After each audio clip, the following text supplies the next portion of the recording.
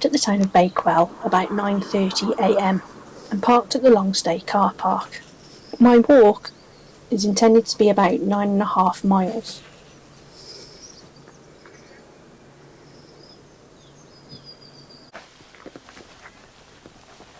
I turned onto a footpath that would soon lead me uphill past lovely houses and views back to Bakewell.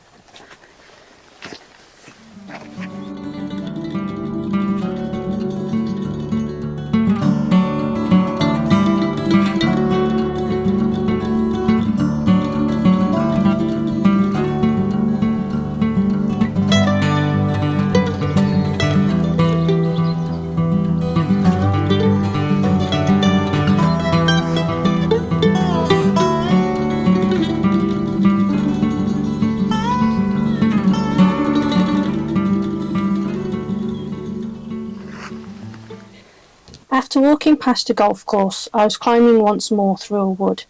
This was tough going, but I wouldn't encounter a hill like this again until the end of the walk.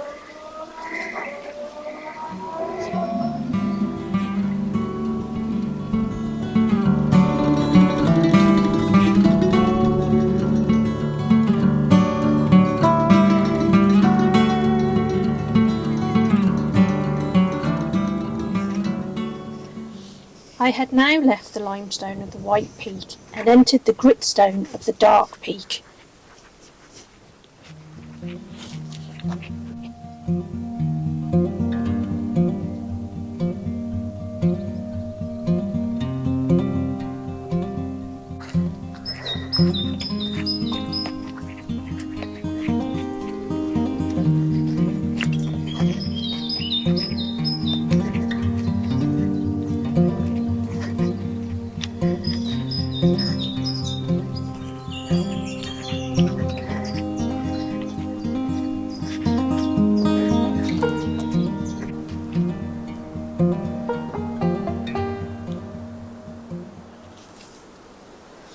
Climbing over a large stile, I got my first view of Chatsworth House and the Chatsworth Estate, one of the loveliest stately homes in the UK. Construction was started in 1687 and added on to in later centuries. It is home to the Duke and Duchess of Devonshire, and its 1,000-acre estate was created in the 18th century by Capability Brown. It's definitely worth a visit.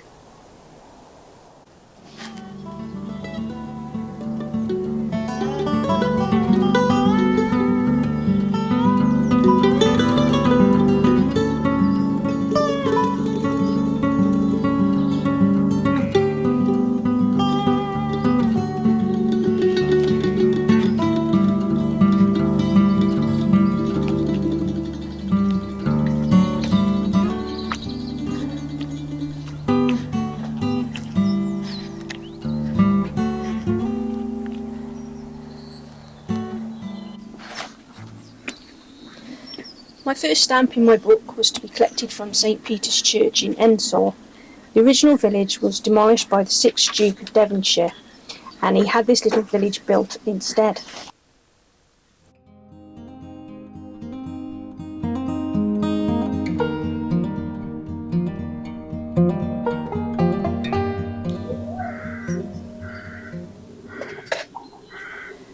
The church was built in 1867 and designed by Sir George Gilbert Scott, who also designed the Albert Memorial and St Pancras Station in London.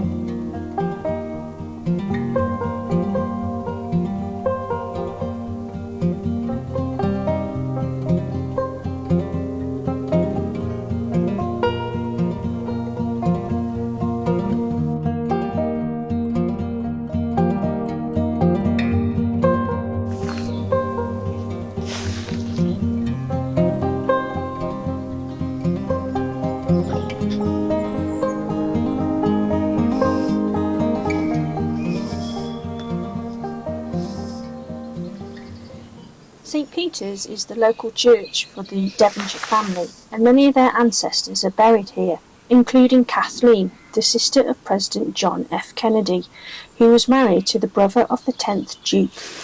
She tragically died at the age of 28. Google her, she had an interesting life.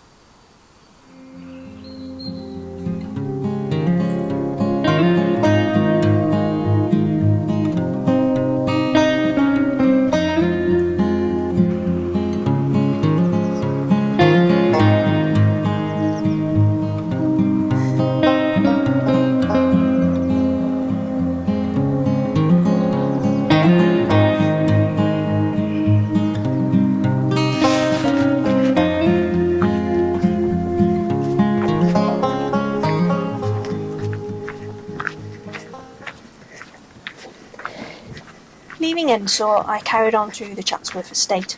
It was a cold day for April, but the road was still busy with queues of cars waiting to get into the car park.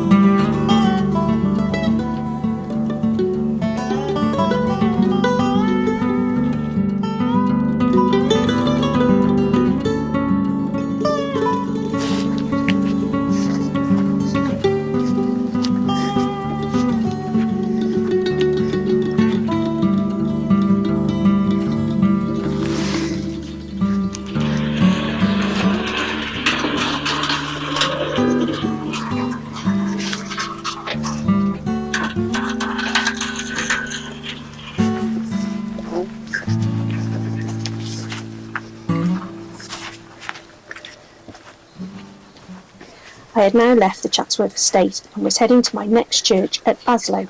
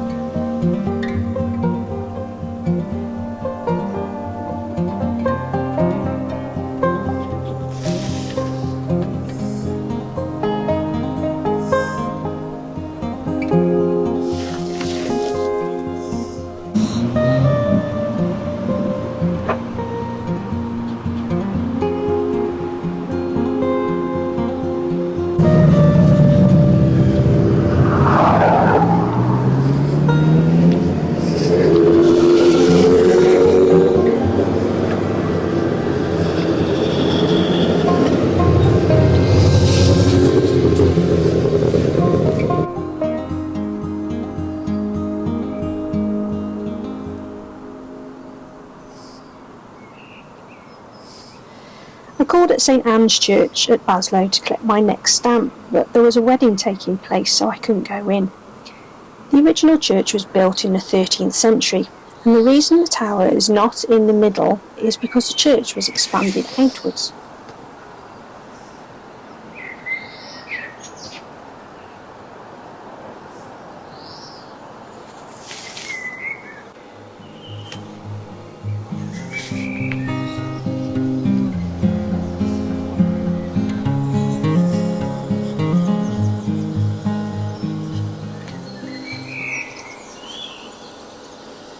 Leaving Baslow, I crossed the River Derwent, which would be my companion for a while.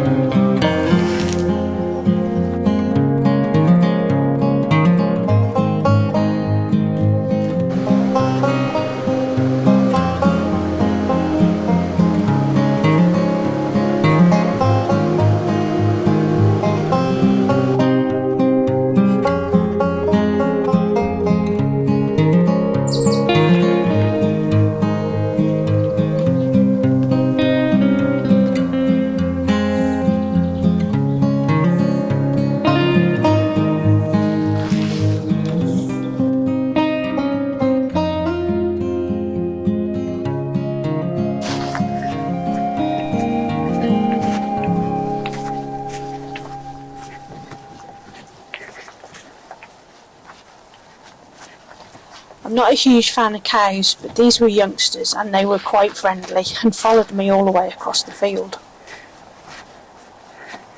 You gonna move?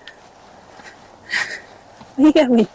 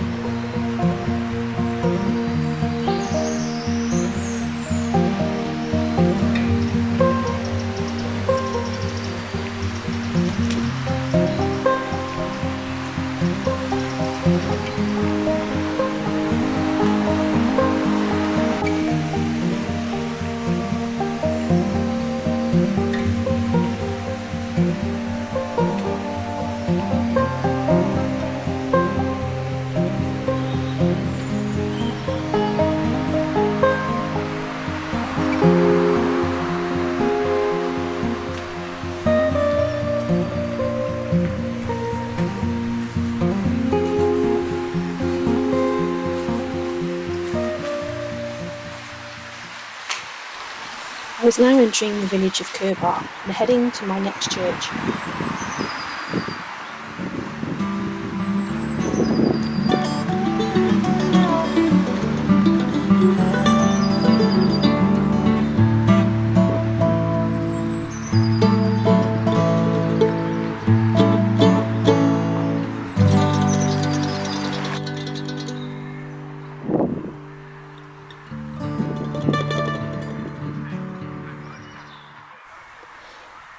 Saints Church was built in 1867. Services were held in a loft over the cotton mill in Calver, the next village down. The foundation stone was laid by William Cavendish, the 7th Duke of Devonshire. Sadly, the church was locked, so I didn't get to look inside, but the box with my pilgrimage stamp was just inside the porch.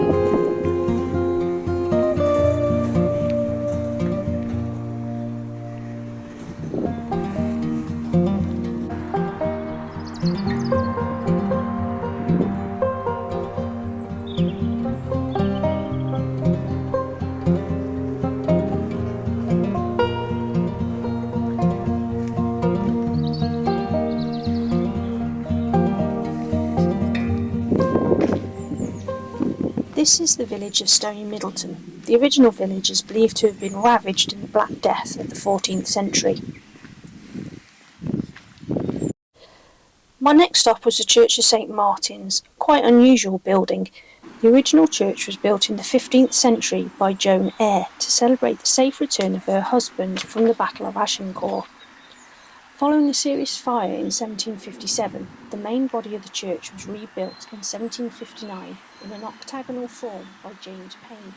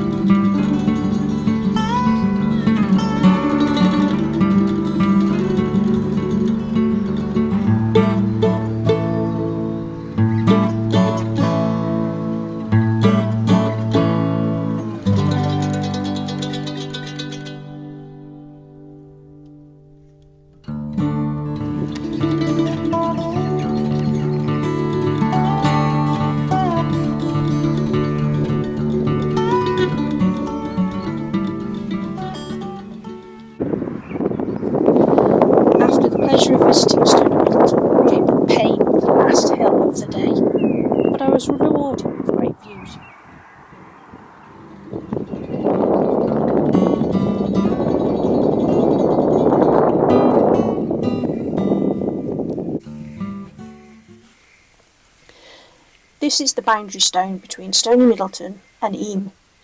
When the plague of 1665 came to Eyam, the villagers would leave money here soaked in vinegar, and the villagers of Stony Middleton would leave food.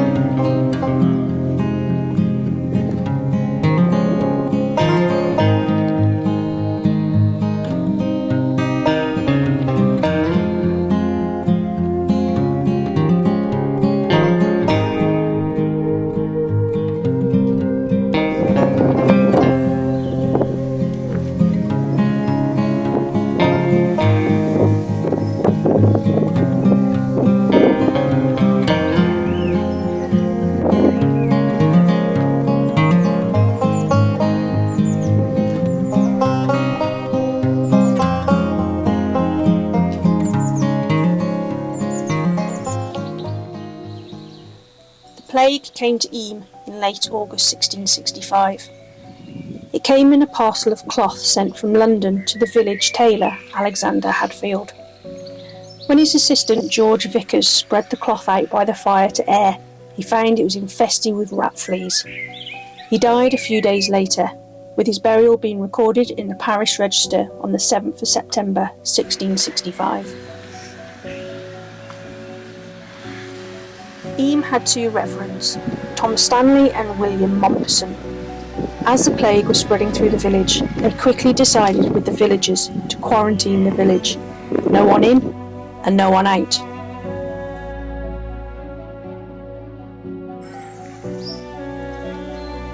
During the time of the quarantine, there were almost no attempts to cross the line, even at the peak of the disease in the summer of 1666. Other measures taken included the plan to bury all plague victims as quickly as possible and as near to the place they died, rather than in the village cemetery. They were correct in their belief that this would reduce the risk of the disease spreading from corpses waiting to be buried. This was combined with the locking up of the church to avoid people being crammed into church pews. They instead moved to open-air services to avoid the spread of the disease.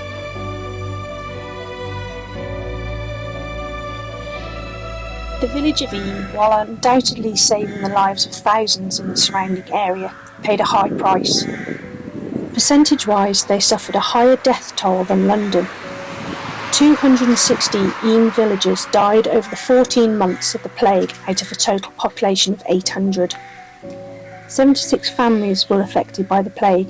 Many, such as the Thorpe family, were wiped out completely. However, the impact on medical understanding was significant.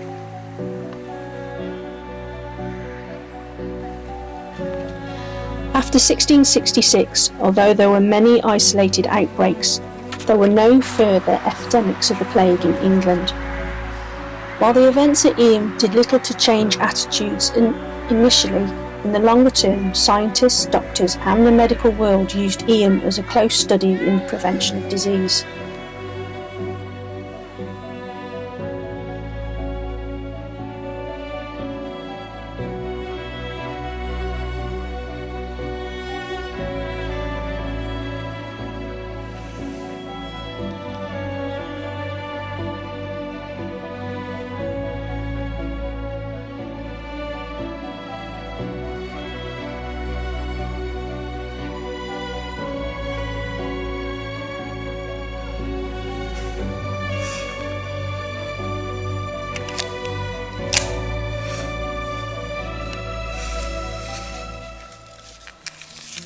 After getting my book stamped in St Lawrence's Church, I caught the bus back to Bakewell and my car, and prepared for the long journey home.